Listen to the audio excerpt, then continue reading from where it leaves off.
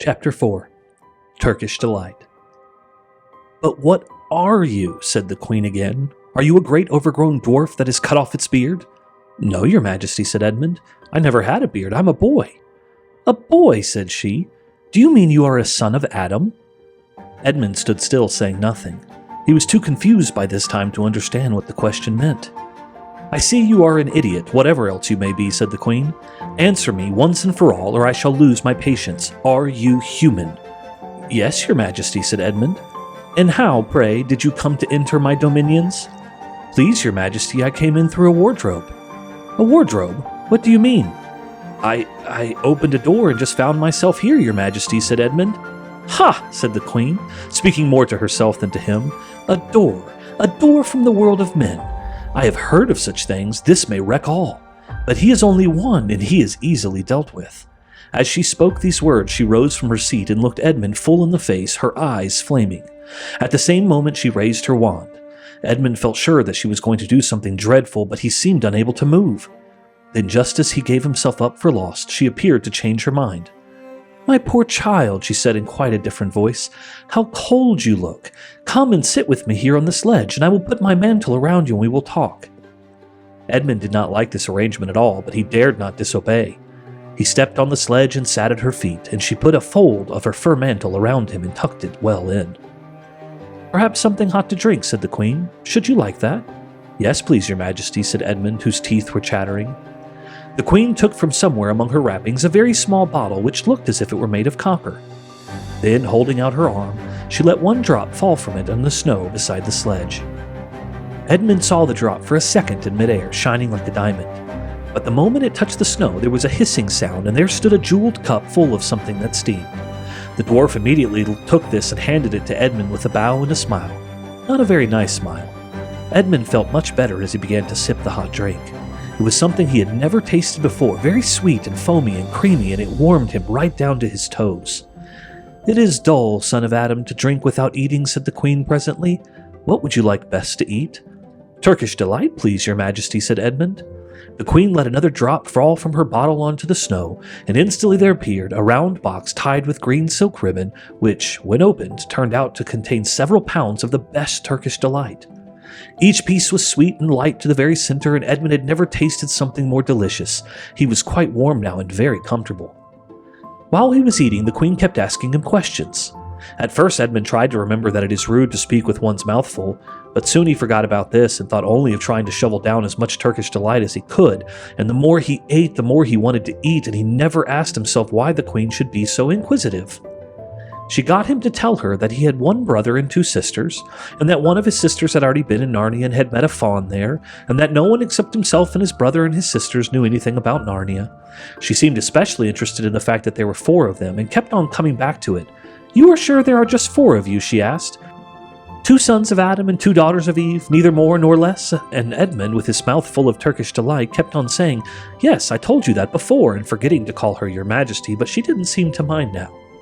At last the Turkish Delight was all finished, and Edmund was looking very hard at the empty box and wishing that she would ask him whether he would like some more.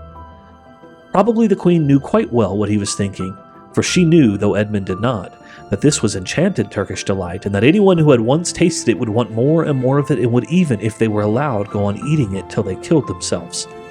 But she did not offer him any more. Instead, she said to him, "Son of Adam, I should so much like to see your brother and your 2 sisters. Would you bring them to see me?"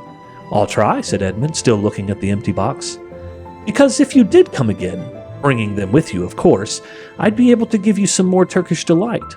I can't do it now, the magic will only work once. In my own house it would be another matter." "Why can't we go to your house now?" said Edmund. When he had first got on the sledge, he had been afraid that she might drive away with him to some unknown place from which he would not be able to get back, but he had forgotten about that fear now. "It is a lovely place, my house," said the queen. "I'm sure you would like it. There are whole rooms full of Turkish Delight, and what's more, I have no children of my own. I want a nice boy whom I could bring up as a prince, and who would be king of Narnia when I am gone. While he was prince, he would wear a gold crown and eat Turkish Delight all day long. And you are much the cleverest and handsomest young man I've ever met. I think I would like to make you the prince, someday, when you bring the others to visit me." "Why not now?" said Edmund. His face had become very red, and his mouth and fingers were sticky. He did not look either clever or handsome, whatever the queen might say. "Oh, but if I took you there now," said she, "I shouldn't see your brother and your sisters. I very much want to know your charming relations. You are to be the prince, and later on the king. That is understood. But you must have courtiers and nobles. I will make your brother a duke and your sisters duchesses." "There's nothing special about them," said Edmund, "and anyway, I could always bring them some other time." "Ah, but once you were in my house," said the queen, "you might forget all about them. You would be enjoying yourself so much that you wouldn't want to bother of going to fetch them. No, you must go back to your own country now and come to me another day. With them, you understand. It is no good coming without them." "But I don't even know the way back to my own country," pleaded Edmund. "That's easy," answered the queen. "Do you see that lamp?" She pointed with her wand, and Edmund turned and saw the same lamppost under which Lucy had met the fawn. "Straight on, beyond that, is the way to the world of men. And now look the other way," here she pointed to the opposite direction, "and tell me if you can see two little hills rising above the trees." "I think I can," said Edmund. "Well, my house is between those two hills. So next time you come, you have only to find the lamppost and look for those two hills, and walk through the wood till you reach my house. But remember, you must bring the others with you. I might have to be very angry with you if you come alone." "I'll do my best," said Edmund. "And by the way," said the queen, "you needn't tell them about me. It would be fun to keep it a secret between us, wouldn't it? Make it a surprise for them. Just bring them along to the two hills. A clever boy like you will easily think of some excuse for doing that. And when you come to my house, you could just say, 'Let's see who lives here,' or something like that. I am sure that would be best. If your sister has met one of the fawns, she may have heard strange stories about me, nasty stories that might make her afraid to come see me. Fawns will say anything, you know. And now, please, please," said Edmund suddenly, "please, couldn't I have just one piece of Turkish delight to eat on my way home?" "No, no," said the queen with a laugh, "you must wait till next time." While she spoke, she signaled to the dwarf to drive on, but as the sledge swept away out of sight, the queen waved to Edmund, calling out, next time, don't forget, come soon." Edmund was still staring after the sledge when he heard someone calling his own name, and looked around. He saw Lucy coming towards him from the other part of the wood. "Oh, Edmund," she cried, "so you've got in too. Isn't it wonderful? And now—" "All right," said Edmund, "I see you were right, and it is magic wardrobe after all. I'll say I'm sorry if you like, but where on earth have you been all this time? I've been looking for you everywhere."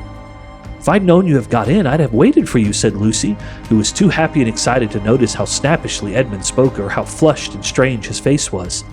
"I've been having lunch with dear Mr. Tumnus the fawn, and he's very well, and the White Witch has done nothing to him for letting me go, so he thinks she can't have found out, and perhaps everything is going to be all right after all." "The White Witch," said Edmund. "Who's she?" "She is a perfectly terrible person," said Lucy. "She calls herself the Queen of Narnia, though she has no right to be queen at all. And all the fauns and dryads and naiads and dwarfs and animals, at least all the good ones, simply hate her. And she can turn people into stone and do all kinds of horrible things. And she has made a magic so that it is always winter in Narnia, always winter, but it never gets to Christmas. And she drives about on a sledge drawn by reindeer with her wand in her hand and a crown on her head." Edmund was already feeling uncomfortable from having eaten too many sweets, and when he heard that the lady he had made friends with was a dangerous witch, he felt even more uncomfortable. But he still wanted to taste that Turkish delight again more than he wanted anything else. "Who told you all that stuff about the White Witch?" he asked. "Mr. Tumnus, the fawn," said Lucy. "You can't always believe what Fawn said," said Edmund, trying to sound as if he knew far more about them than Lucy. "Who said so?" asked Lucy. "Everyone knows it," said Edmund. "Ask anybody you like. But it's pretty poor sport standing here in the snow. Let's go home." "Yes, let's," said Lucy. "Oh, Edmund, I'm glad you've got in too. The others will have to believe in Narnia now that both of us have been there. What fun it will be!"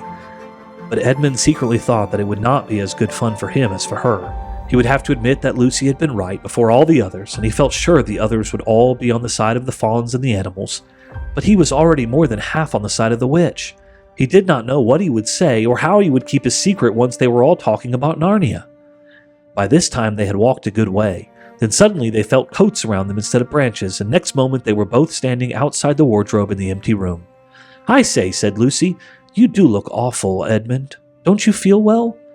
"I'm all right," said Edmund, but this was not true. He was feeling very sick. "Come on then," said Lucy, "let's find the others. What a lot we shall have to tell them, and what wonderful adventures we shall have now that we're all in it together."